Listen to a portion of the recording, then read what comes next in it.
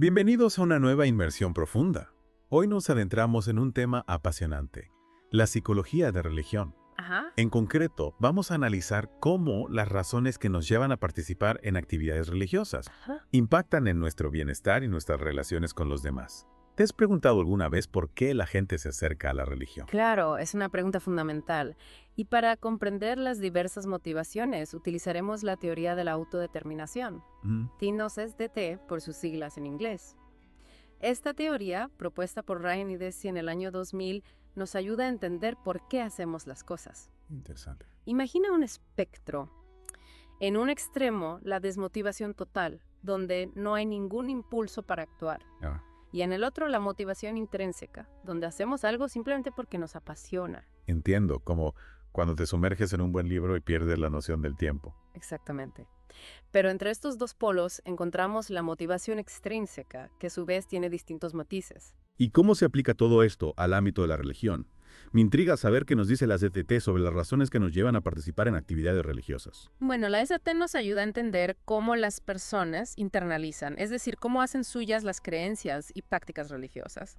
Para profundizar en esto, nos basaremos en un capítulo de María Brambilla y Avia Sor, publicado en el libro La ciencia, la religión, la espiritualidad y el existencialismo en 2020. Suena muy interesante. Entonces, no se trata solo de si alguien es religioso o no, sino de por qué decide involucrarse en la religión. Precisamente. Ryan, Rigby y King en 1993 describieron dos tipos de internalización religiosa, la introyectada y la identificada. La primera se basa principalmente en presiones sociales, como la búsqueda de aprobación o el miedo al rechazo. Es como cuando alguien va a la iglesia solo para evitar el reproche de sus padres, ¿verdad? Claro, es una motivación externa, no nace de una convicción personal. Exacto. En cambio, la internalización identificada se basa en una convicción personal, donde la persona ha adoptado las creencias y valores religiosos como propios. Ya veo. Es como cuando alguien encuentra un significado profundo en la meditación y la incorpora a su vida diaria por propia voluntad. Entonces, la diferencia radica en si la religión se vive como una obligación impuesta o como una elección libre. Y me imagino que estas dos formas de internalización tienen consecuencias diferentes en la vida de las personas. Así es, la investigación ha demostrado que la internalización introyectada está asociada con un menor bienestar psicológico, mientras que la internalización identificada se relaciona con un mayor bienestar. Es fascinante. ¿Y cómo se mide esto en la práctica? Para medir estos tipos de motivación se utiliza la escala de internalización religiosa cristiana, o CRIS por sus siglas en inglés. Entiendo. Imagina un cuestionario con frases como: voy a la iglesia porque se supone que uno debe ir, o rezo solo porque si no lo hago, Dios me desaprobará. Ajá. Estas respuestas reflejarían una motivación introyectada. Se siente la presión externa en esas fases, ¿verdad? Como Ya. si la religión fuera una tarea que hay que cumplir. Exactamente. En cambio, alguien con motivación identificada podría afirmar: comparto mi fe con otros porque Dios es importante para mí y quiero que lo conozcan. O me gusta pasar tiempo con Dios en la oración. Aquí se percibe una conexión más personal y genuina, ¿no crees? Totalmente. Y bueno, ¿cómo se compara la SDT con otras teorías que intentan explicar la motivación religiosa? Una comparación clave es con el concepto de orientación religiosa de Allport, quien en sus trabajos de 1950 y 1966 distinguió entre individuos intrínsecamente e extrínsecamente orientados. La orientación intrínseca se asemeja a la motivación autónoma de la SDT, donde la religión es un fin en sí mismo. Por otro lado, la orientación extrínseca se acerca a la motivación controlada, donde la religión se utiliza como un medio para obtener beneficios sociales o evitar castigos. Es decir, que la SDT ofrece una mirada más profunda que la simple dicotomía intrínseco-extrínseco de Allport. No solo se fija en si la persona cree o no, sino en por qué lo hace. Exacto. Y además, la SDT reconoce que la motivación puede ser mixta. Claro. Imagina a alguien que encuentra paz interior en la meditación, pero al mismo tiempo asiste a ceremonias religiosas por presión familiar. Tiene sentido porque somos seres complejos. Nuestras motivaciones rara vez encajan en categorías rígidas. Y hablando de complejidad, ¿cómo influyen nuestras motivaciones en la forma en que interpretamos el contenido religioso? Me imagino que la STT también tiene algo que decir al respecto. Claro que sí. Nerink y sus colegas en 2006 investigaron cómo la motivación religiosa influye en la forma en que los creyentes interpretan los textos sagrados. Ajá. Y encontraron que una mayor autonomía en la práctica religiosa lleva a una interpretación más abierta y simbólica. Es como cuando lees un poema y te enfocas en su significado profundo, más allá de la literalidad de las palabras. Entiendo. En cambio, una motivación más extrínseca, como la de quien busca evitar la culpa, podría llevar a una interpretación más literal y rígida, ¿cierto? Precisamente. Es como si se aferraran a un manual de instrucciones buscando reglas claras y precisas para no cometer errores. Y esto, a su vez, me imagino que impacta en la imagen que se tiene de Dios. Así es. La SDT nos ayuda a comprender cómo la motivación religiosa moldea la imagen de Dios. Suenens y sus colegas, en 2012, encontraron que percibir a Dios como un ser que apoya nuestra autonomía se relaciona con una visión más simbólica de la religión, mientras que verlo como un ser controlador se asocia con una interpretación más literal. Es decir, que la forma en que nos relacionamos con Dios está influenciada por nuestras motivaciones más profundas. Exacto. Y esto tiene un impacto significativo en nuestro bienestar. Piensa en la diferencia entre ver a Dios como un padre amoroso que te guía y te apoya o como un juez severo que está constantemente evaluando tus acciones. Claro, la primera imagen genera paz y confianza, mientras que la segunda podría provocar ansiedad y miedo. Justamente, varios estudios han demostrado que percibir a Dios como un ser que apoya nuestra autonomía se relaciona con mayor vitalidad y satisfacción en la vida, mientras que la percepción de un Dios controlador se asocia con depresión y ansiedad. Es fascinante cómo nuestras creencias pueden afectar a nuestro bienestar de manera tan profunda. Sin duda, Costa y sus colegas en 2016 encontraron que la idea de un Dios que apoya la autonomía se asocia con vitalidad, mientras que la de un Dios controlador se relaciona con depresión. Es como si nuestra relación con Dios fuera un espejo de nuestra propia relación con la autonomía y el control. Y esto me lleva a preguntarme, ¿cómo influye la motivación religiosa en nuestro comportamiento social? Esa es una pregunta muy interesante que abordaremos en la siguiente parte de nuestra inmersión. Perfecto. Me quedo con la intriga de saber más sobre cómo nuestras motivaciones religiosas se traducen en acciones concretas. Retomemos nuestra inmersión en la psicología de la religión. En la primera parte exploramos cómo la teoría de la autodeterminación, la SDT, nos ayuda a comprender las motivaciones que nos llevan a la religión. Ahora, profundicemos en cómo estas motivaciones influyen en nuestro comportamiento social y en nuestro bienestar en general. Exacto, quedamos en esa intriga. ¿Cómo se traduce todo esto en la vida real? Bueno, la investigación ha revelado una conexión fascinante entre la motivación autónoma en la religión, una mayor satisfacción con la vida, autoestima, sentido de la vida y menos depresión. Es como si encontrar un sentido personal en la religión, más allá de las presiones externas, tuviera un efecto positivo en nuestro bienestar psicológico. Suena lógico. Cuando algo nace de una convicción interna, es más probable que nos aporte satisfacción y sentido. Precisamente, O'Connor y Bayeran en 1990 estudiaron diferentes tipos de motivación religiosa y encontraron que la satisfacción con la vida, la autoestima y el sentido de la vida estaban positivamente relacionados con la motivación intrínseca y la motivación extrínseca autodeterminada, mientras que la depresión se correlacionaba negativamente con estas mismas motivaciones.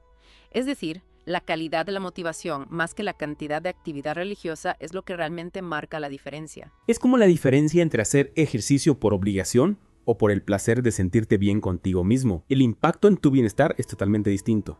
Excelente analogía. Y este hallazgo se ha replicado en otros estudios. Nissel y Ryan en 2004 encontraron que la regulación identificada de la religiosidad, es decir, cuando la persona se siente conectada a Dios de manera auténtica y personal, se asocia con una relación más satisfactoria con la divinidad, lo que a su vez contribuye a un mayor bienestar. Es como si esa conexión personal con lo sagrado se tradujera en una fuente de fortaleza y paz interior. Exactamente. Brambilla, Mansi y Regalia en 2014 también confirmaron que la religiosidad identificada tiene una mayor correlación con la satisfacción con la vida que la religiosidad introyectada. La evidencia es bastante sólida. Una motivación religiosa más autónoma se relaciona con un mayor bienestar psicológico. Y no solo eso, ¿verdad? También mencionaste que la motivación autónoma influye en la forma en que las personas viven su fe. Así es. La investigación ha demostrado que las personas con una motivación religiosa más autónoma tienden a participar más activamente en actividades religiosas, como asistir a la iglesia o hacer donaciones. Es como si al encontrar un sentido personal en la religión estuvieran más motivados a vivirla en comunidad y a contribuir con su tiempo y recursos. Tiene sentido. Si algo te apasiona, es natural que quieras compartirlo y dedicarle tiempo. Brambilla, Mansi y Regalia, en su estudio de 2014, encontraron que la religiosidad identificada se correlaciona más fuertemente con la importancia subjetiva de la religión, la asistencia a la iglesia, la participación en grupos religiosos, el bienestar religioso, en comparación con la religiosidad introyectada. Exactamente. Y este hallazgo se ha replicado en otros estudios. Por ejemplo, Azor y sus colegas en 2005 encontraron una asociación positiva entre una regulación internalizada de la religión y la práctica de rituales religiosos en una muestra de judíos. Ryan y sus colegas en 1993 mostraron que la regulación identificada de la religiosidad predecía positivamente la asistencia a la iglesia, un hallazgo que fue replicado por Strahan y Craig en 1995. La motivación autónoma no solo se refleja en el bienestar psicológico, sino también en la forma en que las personas viven su fe. Es como si la religión se convirtiera en un motor que impulsa acciones concretas, no solo en una serie de creencias abstractas. Precisamente. Y hay otro aspecto social muy importante que se ha estudiado en relación con la motivación religiosa: el prejuicio. Entiendo, un tema delicado y complejo. Sin duda. Brambilla, Mansi, Regalia y Verkuiten en 2013 realizaron un estudio con católicos italianos y encontraron que la religiosidad identificada predice menores niveles de prejuicio hacia los inmigrantes musulmanes en comparación con la religiosidad introyectada. Es un hallazgo esperanzador. Sugiere que una vivencia más autónoma de la religión, basada en la convicción personal, puede promover la tolerancia y el respeto hacia los demás. Exactamente. Es como si la conexión genuina con lo sagrado nos llevara a ver la humanidad en el otro, más allá de las diferencias culturales o religiosas. Este estudio abre una línea de investigación muy interesante para comprender cómo la SD puede contribuir a abordar el problema del prejuicio religioso. Fascinante. Ahora bien, sabemos que nuestras motivaciones religiosas no surgen de la nada. Hay factores sociales que influyen en la forma en que internalizamos la religión. Me imagino que la familia juega un papel fundamental en este proceso. Por supuesto, la familia es el primer espacio donde entramos en contacto con la religión. Y el estilo de crianza de los padres tiene un gran impacto en la motivación religiosa de los hijos. Intuitivamente uno pensaría que los padres más estrictos fomentan una religiosidad más intensa en sus hijos. Pero según lo que hemos visto hasta ahora, la SDT nos dice que no es tan simple, ¿verdad? Exacto. Diversos estudios han demostrado que los padres que apoyan la autonomía de sus hijos, es decir, aquellos que les permiten tomar decisiones, expresar sus opiniones y explorar diferentes perspectivas, fomentan una internalización más autónoma de la religión. Es como si, al respetar la libertad de sus hijos, les ayudaran a construir una relación más genuina con la fe. Es como aprender a andar en bicicleta. Puedes obligar a un niño a subirse, pero aprenderá de verdad cuando sienta la confianza y la libertad para explorar por sí mismo. Perfecta analogía. Cohen y sus colegas, en un estudio de 2009 con familias judías, encontraron que el apoyo a la autonomía por parte de los padres se asociaba con una mayor identificación con los valores y prácticas judías, mientras que un estilo de crianza más controlador se asociaba con una internalización más introyectada. La imposición genera resistencia, mientras que el respeto fomenta la internalización genuina. Y otro factor importante que mencionaste es la demostración del valor intrínseco de la religión por parte de los padres. Así es. Azor y sus colegas en 2005 encontraron que la demostración del valor intrínseco de la religión por parte de los padres, que implica no solo hablar de la fe, sino vivirla con autenticidad y alegría, tiene un gran impacto en la internalización identificada de la religión por parte de los hijos. Es decir, más que sermones, lo que realmente impacta es el testimonio de vida.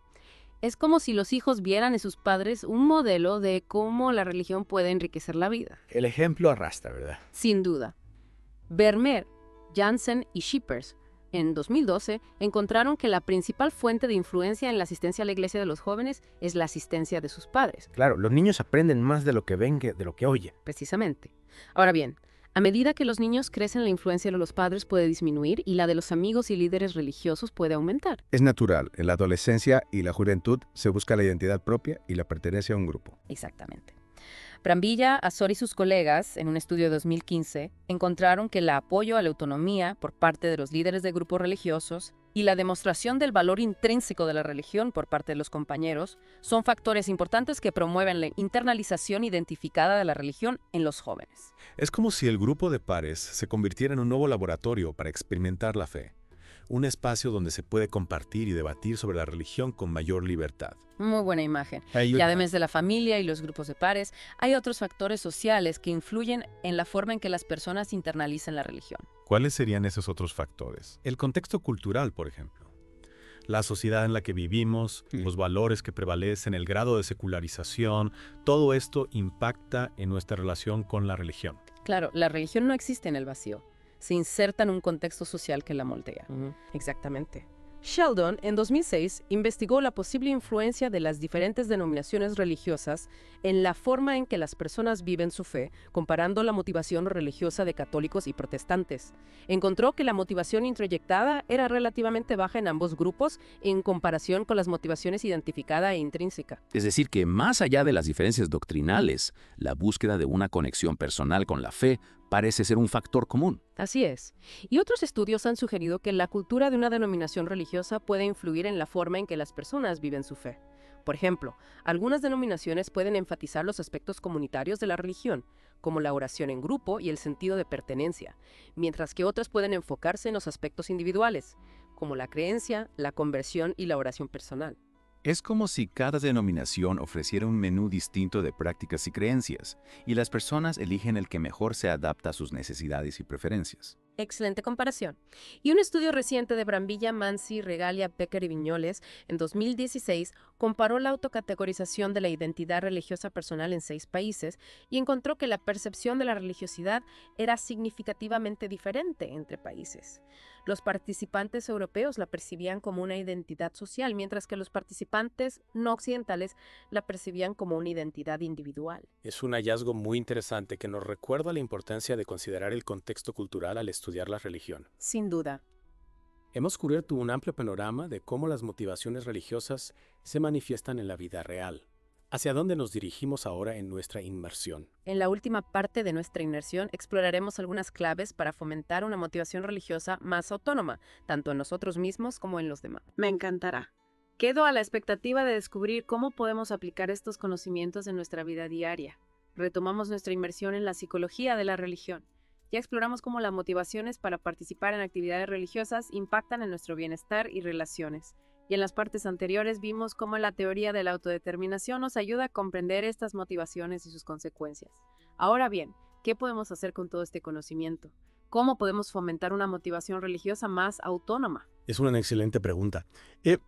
Brambilla y Azor en su capítulo de 2020 nos ofrecen algunas claves prácticas basadas en la SDT para investigadores, padres, trabajadores sociales y líderes religiosos. Me encantaría conocer esas claves. Empecemos por los investigadores. ¿Qué pueden hacer para profundizar en el estudio de la motivación religiosa? La SDT invita a los investigadores a ir más allá de las preguntas superficiales sobre la afiliación religiosa. No se trata solo de saber a qué religión pertenece alguien, sino de comprender cómo vive su fe. Hay que explorar las razones que lo llevan a la religión, cómo internaliza las creencias y prácticas y cómo se relaciona con lo trascendente. Es decir, pasar de un enfoque cuantitativo a uno más cualitativo, que explore las experiencias subjetivas de las personas. Exactamente. Imagina la diferencia entre preguntar ¿asistes a la iglesia? Y preguntar ¿qué te motiva a participar en tu comunidad religiosa? La segunda pregunta nos abre un mundo de posibilidades para comprender las motivaciones más profundas. Tiene mucho sentido. En cuanto a los padres, educadores y líderes religiosos, ¿qué pueden hacer para fomentar una motivación religiosa más autónoma en niños y jóvenes? La CDT nos invita a replantear la forma en que se transmite la fe. En lugar de imponer creencias o reglas, se trata de crear un espacio de diálogo, respeto y autonomía, donde las personas puedan explorar su propia espiritualidad. Es decir, cambiar el enfoque de la transmisión por el del acompañamiento. Exacto. Imagina la diferencia entre un jardinero que fuerza el crecimiento de una planta jalando sus hojas y uno que la nutre, la riega y le da el espacio que necesita para florecer. La fe, como una planta, necesita un ambiente propicio para crecer de forma auténtica. Es una hermosa analogía. Entonces, los padres, educadores y líderes religiosos pueden modelar una vivencia auténtica de la fe, mostrando con su ejemplo que la religión es algo que les aporta alegría, sentido y propósito a sus vidas. Precisamente, es como si les dijeran, mira, la religión me ayuda a vivir con mayor paz interior, a encontrar un sentido a mi vida, a conectar con algo más grande que yo. Y al mismo tiempo deben respetar la libertad de los demás para elegir su propio camino. Es decir, encontrar un equilibrio entre compartir la propia experiencia y respetar la autonomía del otro. Exacto. Se trata de fomentar una relación con la religión basada en la convicción personal, no en la obligación o el miedo. Imagina la diferencia entre un niño que aprende a tocar un instrumento musical por amor a la música y otro que lo hace por presión de sus padres. El primero disfrutará del proceso, mientras que el segundo lo vivirá como una obligación. Y en este sentido, la SDT nos recuerda que la autonomía no es lo opuesto a la religión, sino que puede ser la base de una fe más auténtica y significativa. Precisamente. Cuando las personas se sienten libres para explorar su espiritualidad sin presiones ni imposiciones, pueden desarrollar una relación con la religión que les aporte bienestar, crecimiento personal y un mayor sentido de conexión con algo más grande que ellas mismas. Es una perspectiva esperanzadora. Nos invita a repensar nuestra propia relación con la religión y a buscar formas más auténticas de vivirla. Sin duda. Y nos deja con una invitación a la reflexión. ¿Qué nos impulsa a buscar lo trascendente? ¿Cuáles son nuestras necesidades espirituales y cómo las estamos satisfaciendo? Y también nos invita a pensar en cómo podemos crear un ambiente más propicio para el desarrollo de una motivación religiosa autónoma en nuestros hogares, comunidades y grupos religiosos. Exacto. Al final lo que buscamos es que la religión sea una fuente de bienestar, crecimiento personal y conexión con lo sagrado, tanto para nosotros mismos como para los demás. Ha sido un viaje fascinante a través de la psicología de la religión. Agradezco tu sabiduría y las valiosas reflexiones que has compartido con nosotros. El placer ha sido mío. Espero que esta inmersión haya sido enriquecedora para nuestra audiencia. Sin duda. Los invitamos a seguir explorando su propia espiritualidad con curiosidad y apertura. Hasta la próxima.